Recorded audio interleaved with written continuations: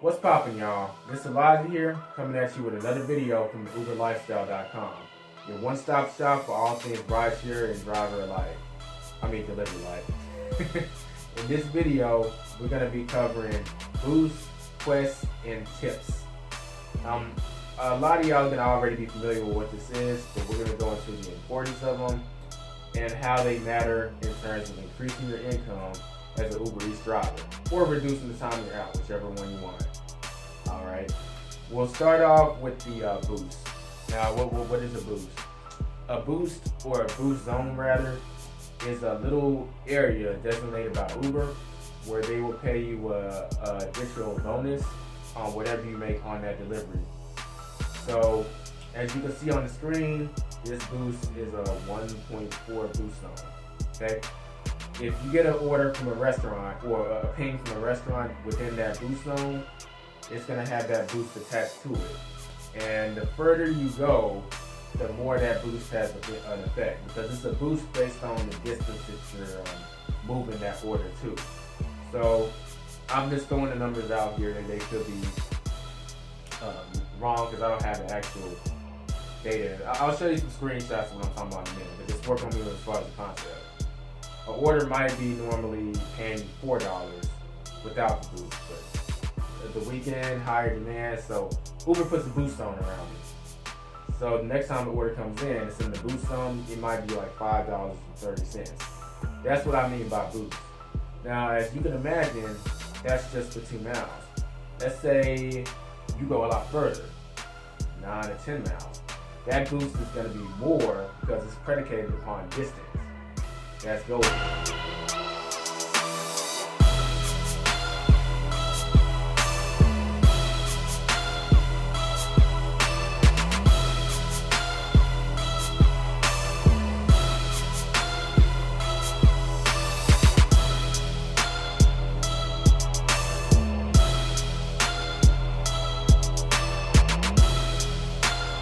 Now, as you saw on the screen, you saw a few shots of what this boost means, and you'll be able to tell how much the boost is because it'll say it on the zone, 1.4, 1.3. Some of y'all's markets are very popping, like 2 point. So that's what a boost zone is. Next, we're gonna cover what is a quest. Now, a quest is a little cat and mouse trick that Uber does to get more drivers on the road. That's really all it is. So you do a certain amount of trips, you get an extra something. As you can see on the screen, do 5 trips, you get an extra $10. 10 trips, you get an extra $20, whatever. That's going to vary based on your market. Some are higher, some are lower. But the point is, you complete a certain amount of trips during the time frame, and you get an extra something on top of whatever you make. Now, the thing with boosts and quests, sometimes they actually will be conflicting with each other. You want to get both, obviously. That's more money on the table for you. But you need to pick one that's going to be a priority that you don't. Because just the randomness, you could get a request that was in the boost zone, but it takes you out the boost zone. It happens all the time. And when you're out the boost zone, let's say a quest is going on too. Do you want to head back to the boost zone, or do you want to try and go ahead and hit that quest? We're going to go into that now. Now, if the boost is your priority, let's say the quest is the icing on the cake, you really want that boost, then obviously you need to head back to the boost zone. If you want to head to either a hot spot in the boost zone or a money spot in the boost zone, but it does need to be back to the boost zone. Just keep in mind, if you end up getting too far away from the boost zone, you might want to consider aiming for the quest.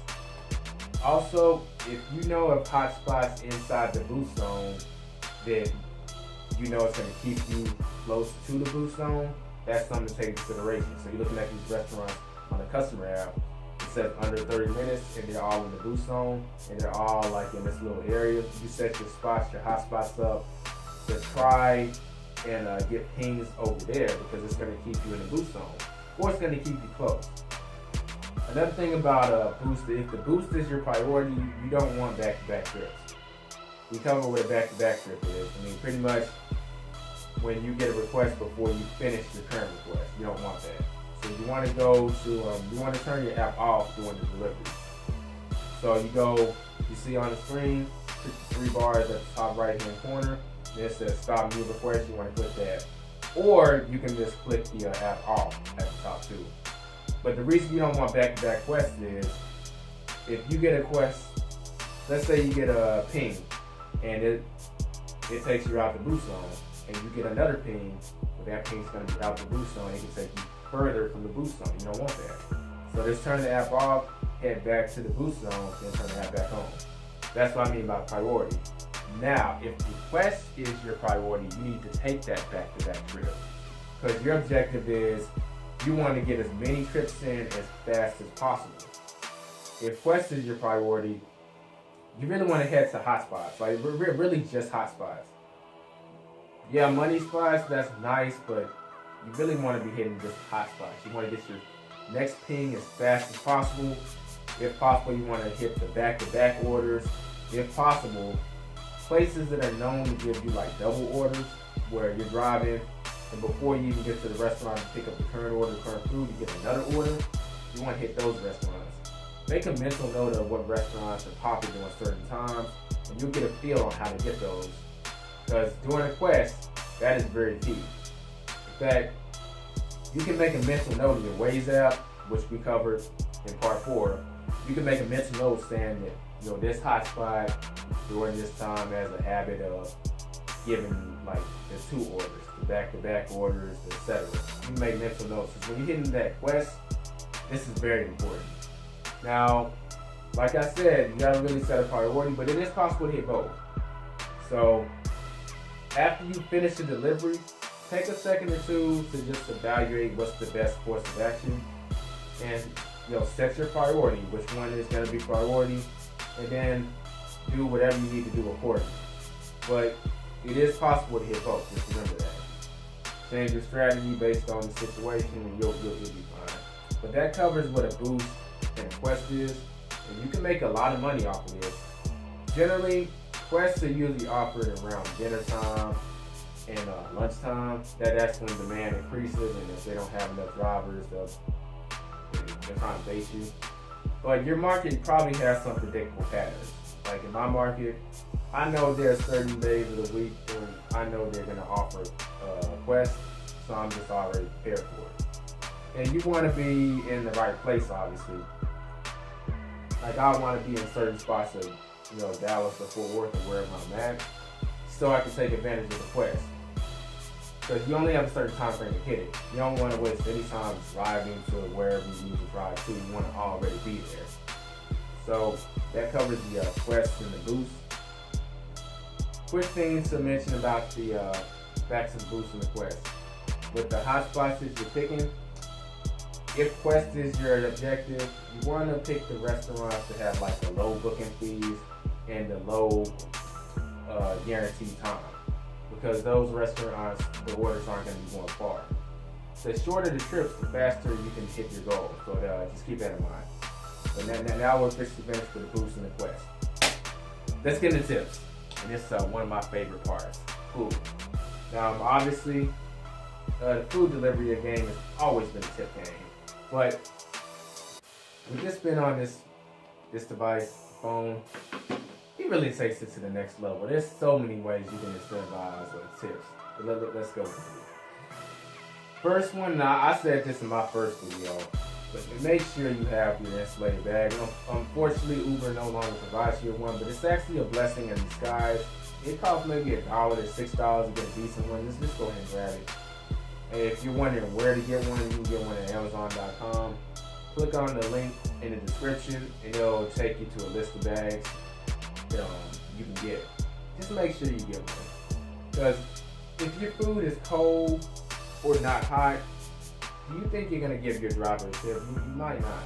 So you got to remember, the tip game is different. They can give you a cash tip, but let's say that person didn't plan on giving you a tip. For whatever reason, they're feeling generous later. You have 7 days after the trip to tip you. Keep that in mind. So that food is steaming hot when they bring it to you. They're full, they're fat, they may just pull that phone out and tip you $5. Hey, happened plenty of times.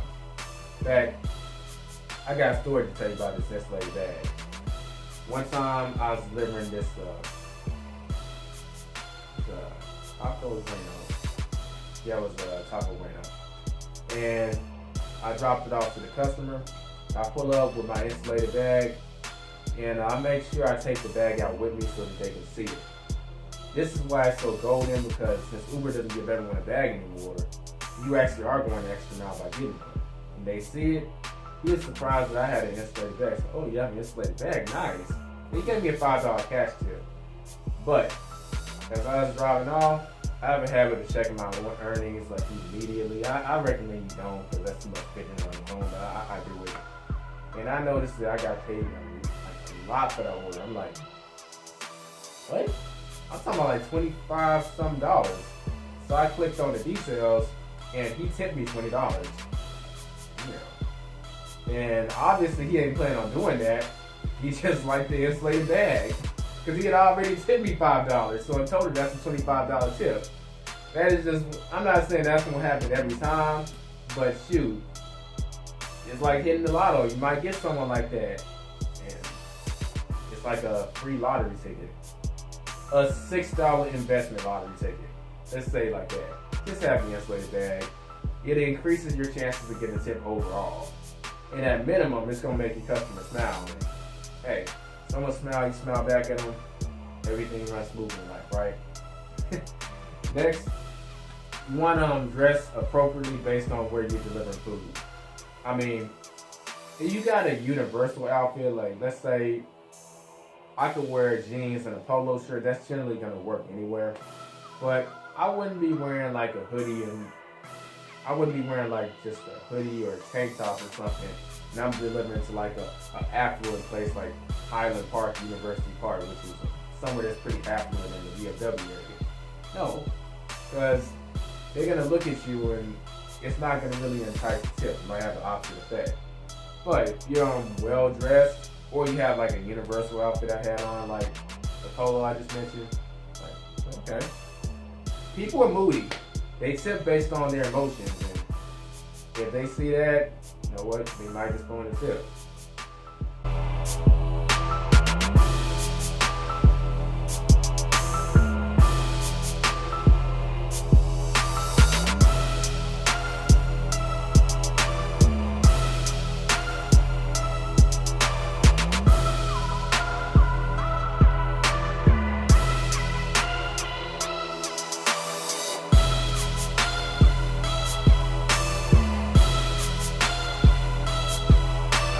In most cases, they won't tip based solely on your outfit, but if your outfit is kind of off based on the area you're delivering in, that can incur a tip. That's what you want to take away from this. Now, I have taken it a step further. I've dressed in business casual while doing deliveries before, dress shirts, slacks, etc. And on that day, I was in fairly affluent areas. I did notice a slight increase in my tips, but the main thing is you don't want to be dressed too far off from where you're delivering. That's why the universal outfit that I just kind of mentioned, you know, ladies, y'all obviously may have something different, but just something that'll kind of play all areas, kind of set that as your wardrobe. And this last one, something I actually didn't think about immediately. I've been doing it, but I'm putting it in perspective now. But any communication you have with your customer, be friendly. That includes if you're texting them to find out their gate code, or you give them a call, whatever. I mean, keep any customer contact diplomatic, friendly. Like if I need to call them, I'm not going to call them and interrogate them. Hey, where you at? I'm outside. No, don't do that. I always say like, hey, is this such and such? My name is Elijah. I'm your Ubereats driver. So I'm texting them. Hello, my name is Elijah. I'm your Ubereats driver, you know, etc. Keep it diplomatic. Keep it friendly. And believe it or not, a lot of people, they will tip you based on that, even if they hadn't planned to. Like, oh, this guy had trouble finding my apartment, but he was real nice about it. Let me tip him. Seriously. I mean, think about it. Last time that happened to you, a lot of times, that's going to vary per person. My point is, it is going to increase your chance of getting a tip, and you should just do it just to be friendly in general. So, be friendly, cordial with your customers. And that leads us to our next point. Retreating to my notes for a sec. But be well groomed. I mean, it's easy to do this celebrity stuff like, I'm just gonna jump and go. But it actually can negatively affect your income. Because tips, it's a completely moody thing a lot of times. Like I would say 60% of tips, people don't plan on doing. They just did it because they felt it. Now, the other 40%, they just feel sensitive to the tip.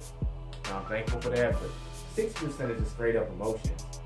When people see a good looking person, they feel good. And if they feel good, the chance you get a tip goes higher. I mean, think about the last time you were going through the store. You didn't go in there and look in the magazine, but you happened to walk by that section, see a good looking person, like you start feeling good. A lot of times, I might make this delivery, and an older woman asks at the door. She might be thinking, oh, look at this young handsome man. He's out here getting his money. Older dude, and this cat is on his hustle. I respect that. Cat my age, and that dude is on the hustle. Shoot. Hey, let me help him out some. Chick my age, hey, that dude was cute. Let me tip him. I know y'all are laughing, but these thoughts go through people's heads. And these are thoughts that are going to encourage them to tip. And it's really something that you don't have to do much of. Just be well groomed and let that pretty face just work for you. And last but not least, probably my favorite one. Smile. I mean, I order Ubereats all the time. And have them cats be looking pissed off as hell. I'm like, look, you got this opportunity to make extra money. You could be out there knocking folks over or breaking your back at one of these warehouse jobs. Or, I enjoy it. I know a lot of people don't. You could be doing network marketing and sales. But you have the opportunity to make money in this drive and deliver food. Smile. I mean, not only does it make you feel good, it makes your customer feel good. Back to how they feel. They feel good, they're probably going to tip. And you combine that with that pretty face of yours, and it's like, damn, they can't help but tip. And we ain't even talking about the insulated bag now. And you got the wardrobe. You are doing everything in your power to entice a tip. And a lot of times it will pay off. So definitely just keep that smile on your face. Even if it's just for in front of them, put that smile on. Listen to some music that puts you in a good mood or whatever. I mean, it's just you and the food in the car. It's not like Ubereats where you can't listen to certain music because the passenger might not like it. The hell with that. It's you in the car, listen to the music that's going to put you in a good mood. Get your flow going. And you get to the customer's door, you smile, hand them their food. A lot of times I might throw in a joke or two because I'm the kind of cat that's always cracking jokes. Like, hey, are you such and such? It's chow time, or I hope y'all ready to eat. Something like that. Make them laugh real quick, but increase the chance that you get a tip. And even if it doesn't, laugh a day will keep that doctor away from both of y'all. I know that's corny as hell, but actually Google it. I'm not the one to make that.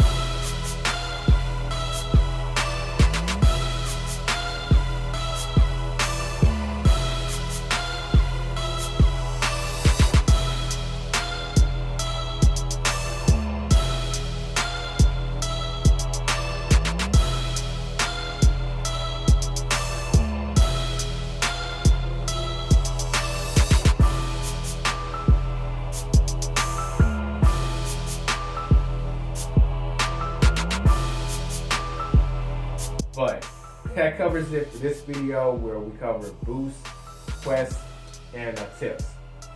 Now, if y'all have any questions about what we covered, leave them below. Comment below. Be sure to subscribe. Go to the uberlifestyle.com where you can get more information about Ubereats or being an Ubereats driver. And be sure to hit that thumbs up button. This is Elijah. Like I said, you got any questions, leave them below. Until the next time, peace out.